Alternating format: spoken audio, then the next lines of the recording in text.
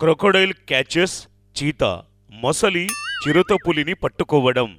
ఒక అడవిలో ఒక చిరుతపులి తనకు ఇష్టమొచ్చినట్లు అన్ని జంతువులను వేటాడి తినేది. ఒకసారి నక్క మాటలు విని ఏం చేస్తుందో రండి చూద్దాం. కొన్ని రోజుల ముందు జరిగిన విషయమిది.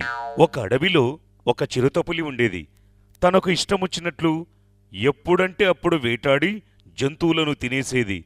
అందువలన అన్ని జంతువులు దాన్ని అరుపు విని భయపడి పారిపోయేవి. ఒకరోజు చిరుతపులి వేటాడడానికి బయలుదేరింది. అప్పుడు తనకు ఒక జింక కనిపిస్తుంది. "హహహహహహ, నా నుంచి తప్పించుకోలేవు. ఈరోజు నిన్ను వదిలేదే లేదు." అరే, వద్దు వద్దు, నాకు చిన్న చిన్న పిల్లలున్నారు. నేను వెళ్ళకపోతే వాళ్ళను ఎవరు చూసుకుంటారు? దయచేసి నన్ను వదిలిపెట్టండి. ఆ హహహహ, నిన్ను వదిలేస్తే నేనేమైపోవాలి? తరువాత ఆ జింకను వేటాడి తినేస్తుంది. ఈ విధంగా ప్రతిరోజు ఏదో ఒక జంతువును తినేస్తూనే ఉంటుంది. ఒకరోజు అన్ని జంతువులు ఆ చిరుతపులి నుండి రక్షించమని కోరడానికి ఒక ఏనుగు దగ్గరకు వెళ్లారు. పెద్దన్నయ్య, రోజు రోజుకు ఆ చిరుతపులి ఆగడాలు పెరిగిపోతూనే ఉన్నాయి. తన ఇష్టమొచ్చినట్లు అందరినీ వేటాడి చంపేస్తుంది. ఇప్పుడు మీరే మమ్మల్ని కాపాడగలరు. ఓరి నాయనో, నేను ఆ చిరుతపులితో కొట్లాడాలా? అయ్యయ్యో, నాలో అంత ధైర్యం లేదు కదా. అరే పెద్దన్నయ్య, నువ్వే ఈ అడవిలో అందరికన్నా పెద్దగా ఉన్నావు. నువ్వు ఇలా చేస్తే మరి మా అందరి పరిస్థితి ఏమిటి? మరి ఎవరు కాపాడుతారు? అరే, మీరే మమ్మల్ని కాపాడాలి. ఇది మీ కర్తవ్యం కూడా. ఓరి భగవంతుడా, కానీ నా ప్రాణాలు ప్రమాదంలో ఉన్నాయి. అరే, నాతో ఈ పని కాదు. వెళ్ళండి వెళ్ళండి, ఇక్కడి నుండి పోండి. అరే రే, ఇలా చెయ్యకండి ప్లీజ్.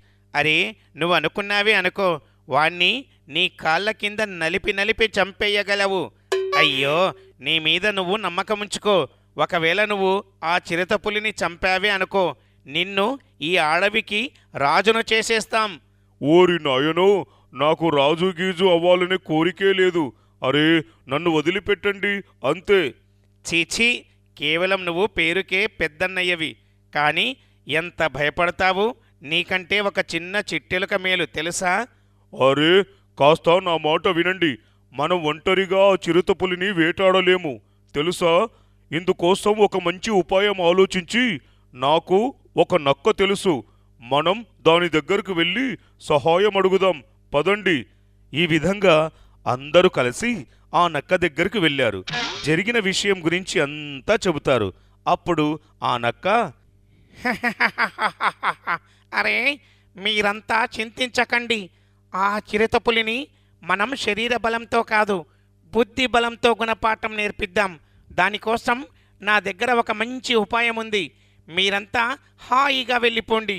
తరువాత నక్క నెమ్మదిగా ఆ చిరుతపులి దగ్గరకు వెళ్తుంది. అరే వా నక్క, దారి తప్పి ఇలా వచ్చావా ఏమిటి? అరే, నేను వేటాడి వేటాడి చాలా అలసిపోయాను. కాసేపు నేను విశ్రాంతి తీసుకోవాలి.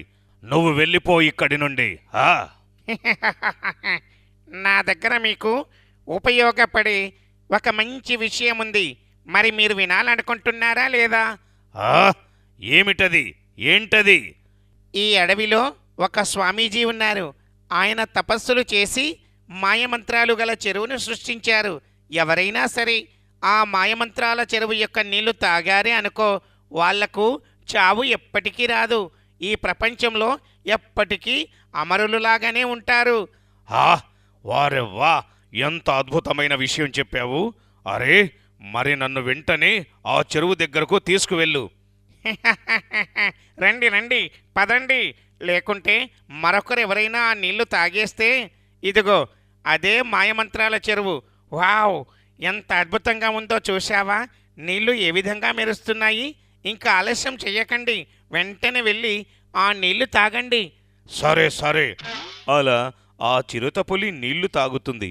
ఇంతలో దూరం నుండి ఒక మొసలి దాన్ని చూస్తుంది.